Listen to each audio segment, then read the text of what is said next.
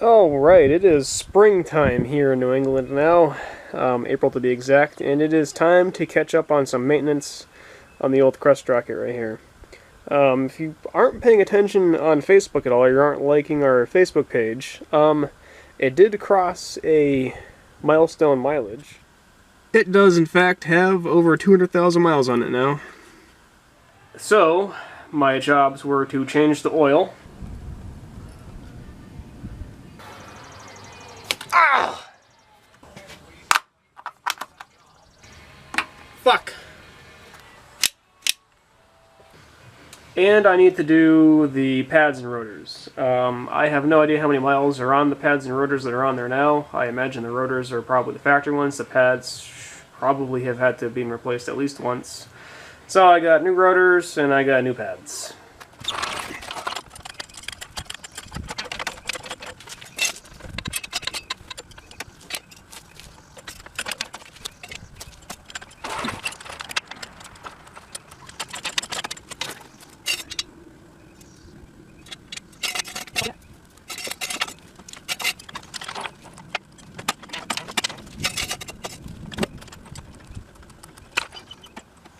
They're a little bit dry.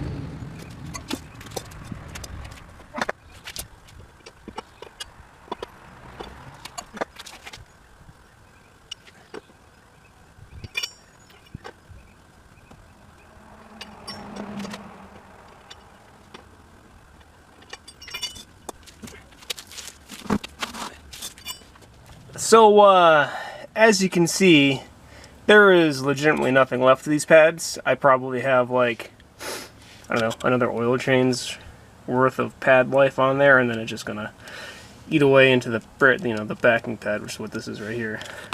So, they need to be changed. The other side looks the same, and the rotor is sufficiently eaten away. I probably could have found somebody to even that out, but you know, the rotors aren't terribly expensive, so I'll change them. So being that my Jeep is a 1999, there are two options for rotors. There's the cast, or there's the composite. I recommend you double and triple check your measurements before you go out and buy rotors, because otherwise you'll have to go back and exchange them like I did. I, of course, knew that there was a difference between the cast and composite, because I own two of these now. Have owned two of them. But the difference is the height of this hat on the rotor. All you have to do is take a tape measure or ruler and measure from the face of the rotor up to the top of the hat. And the cast is 2 inches and 1/8. The composite is 2 inches and 1/4. I knew that and still ended up getting the wrong ones. I don't know if I was looking at the tape measure wrong or got the measurements mixed up in my head or the type mixed up in my head, but I ended up having to exchange these for the cast over the composite. It's too bad because the composite is actually cheaper. So after that debacle, back over the Jeep. Oh, and due to my unneeded trip, it turns out that has a dead battery. The battery is 12 or 13 years old, so I guess it's time for replacement. And the red Jeep back there also has a check engine light, which I need to figure out. I haven't read it yet, but it's got a check engine light code. You know? Sometimes it would just be easier if I sold everything and just bought one, but I don't. So the point of the video isn't necessarily to be a how-to, but just to show steps of the project of this crusty Jeep. There are 2 bolts on the caliper that you got to remove, of course. I already loosened the top one, which is why I'm able to take it out with my finger. I'm not some sort of He-Man, but I wish I was. Maybe not. I don't know. But there are 2 bolts. They are apparently a 10mm. But Oh, jeez. They're normally not supposed to be very tight, but somebody, our air wrench armed them on here, so it makes this a little bit annoying.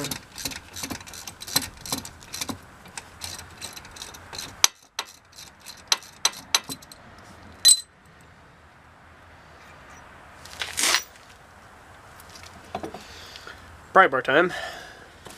I decided to go for the smallest pry bar I could find.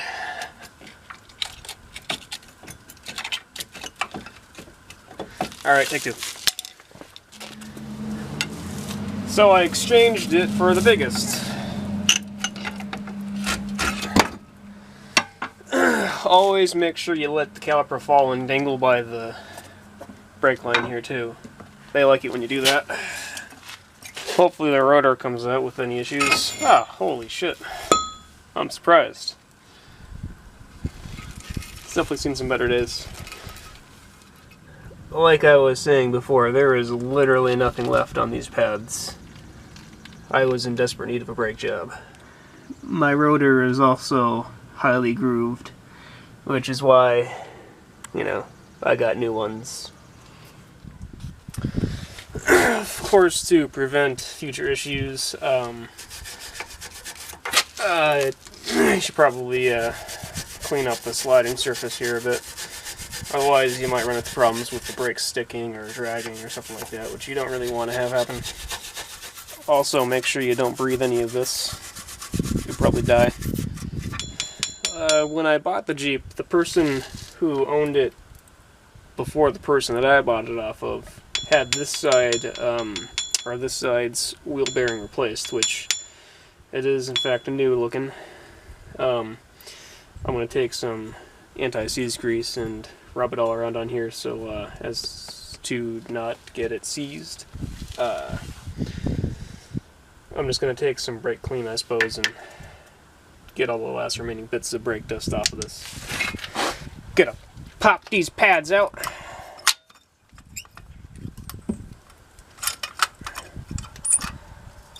Nice.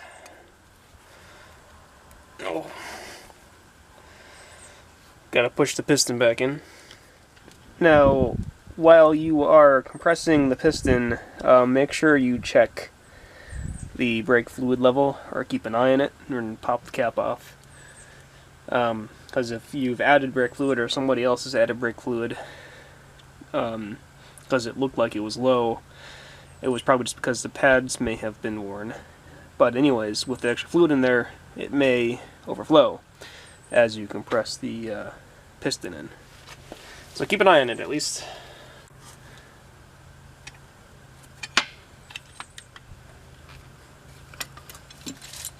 All I had did is pop the old pad back in here to use it as a thing. I guess you could clean these up if you wanted to.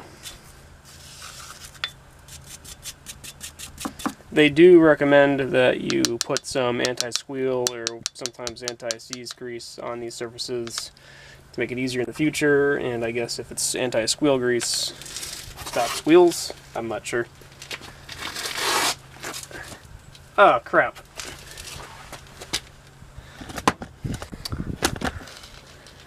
Like I was talking about, somebody had added a bunch of fluid in here at some point, and it overflowed.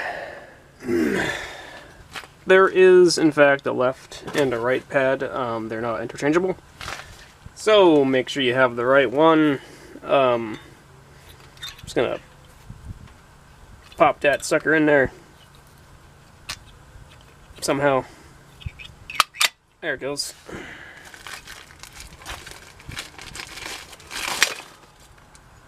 And also get the matching left or right pad, outer pad thing. This one does have little holes that you have to pop her into. There we go. They're little alignment pins is all they are. You should also check to make sure that these pins are nice and slide easily. If they don't, you can replace them, I suppose. Mine are all set, so I'm not going to do nothing about that. Again, make sure that you dangle the caliper by its line. It likes it.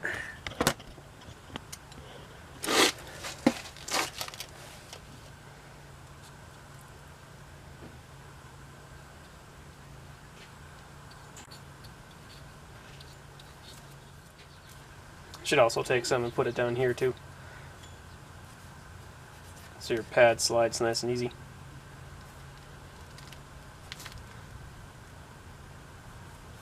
In reality, you don't actually need to use that much. I'm doing it for the views. That is where the difference between the rotors will mess you up. You wouldn't be able to slide it on there if I had the wrong one. It would hit the brake dust shield thing.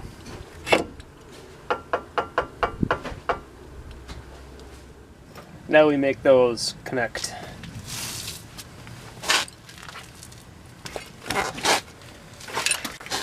Crap! Ugh.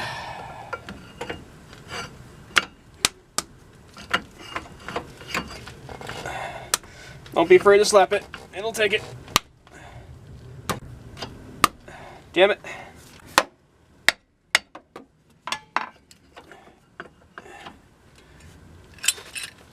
Something's not playing nice.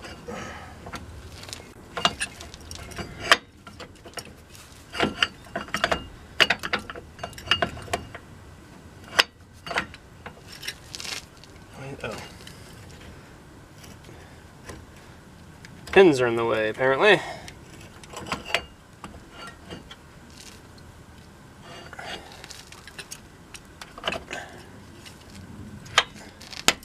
Just like that. I like to slather a little bit of anti-seize grease on the caliper bolts as well. Makes things a bit easier later, and now even. Same thing for the top. Assuming I can find the hole, it'll go in there. That's what she said.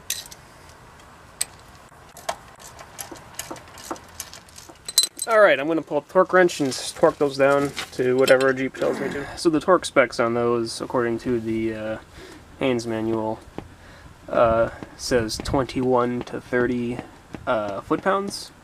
So that translates to about a half of a grunt. So I'm going to give it about half of a grunt with 3/8 ratchet, and that should be good.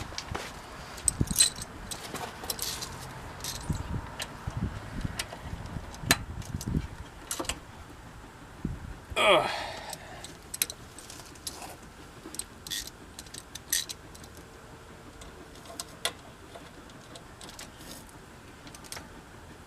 Oh. Seems good to me.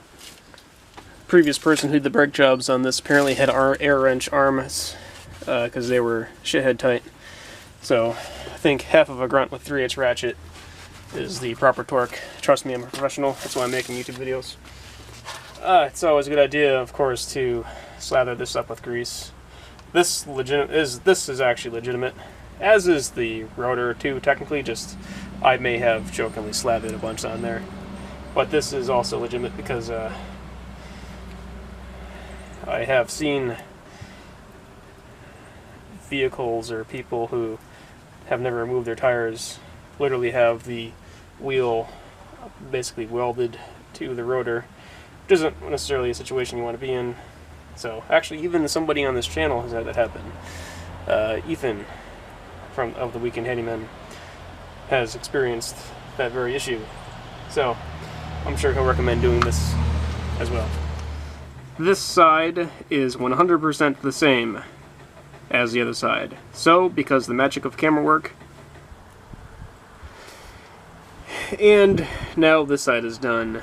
Of course, like I said, this video is by no means meant to be a how-to video. It's more, I guess, just a day off from work, and I had some fun with the camera, I suppose. But be sure to give this video a like. Subscribe to our channel. We got lots of interesting things now on the channel. And most importantly, make sure you get out there and do something. Oh, don't forget to put the wheels back on and take it off of the jack stands.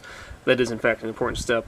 And I guess you should also verify brake fluid levels and whatnot, and then, I guess give it a test before you go gallivanting out on the freeway.